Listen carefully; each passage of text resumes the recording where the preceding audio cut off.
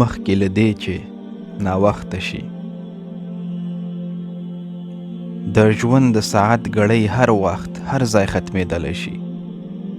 کومه ورځ دې د چا زړه مات کړی وي، چاته دې په کمه سترګه کتلي وي، کله دې په چا پسې سهوا یا قصدا داسې خبرې کړي وي چې له ځان نه دې خفه کړی وي، او یا دې هم د خپلې اشتباه او غلطۍ په وجه د یو چا شخصیت تر سوال لاندې راوستی وي، نو همدا نن ورشه او مخکې له دې چې مرګ ستا او د هغه ترمنځ فاصلې ختمې کړي، د خپلو شویو اشتباهاتو جبران وکړه او دا جرأت ولره چې بخښنه ترې وغواړې،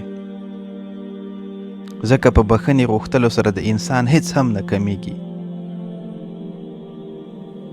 کله کله وړې خبرې او بدګمانۍ لویې فاصلې رامنځته کوي او هر څه ته د پای ټکی ږدي. په الله قسم که به دا دنیا په دې ارزي چې له چا نه کرکه وکړو یا څوک له ځانه متنفر کړو.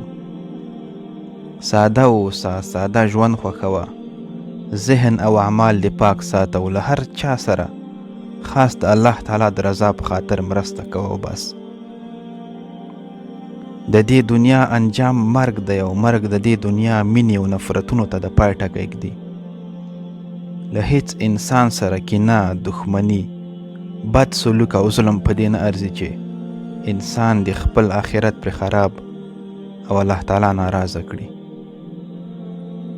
او بالاخره له مرګه ټول انسانان ویریږي او هغه ته د یو فاجعې په سترګه ګوري.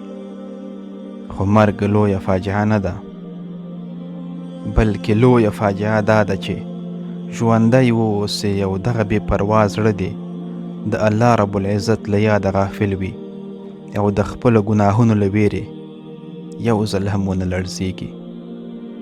یو ځل. السلام علیکم ورحمة الله وبرکاته.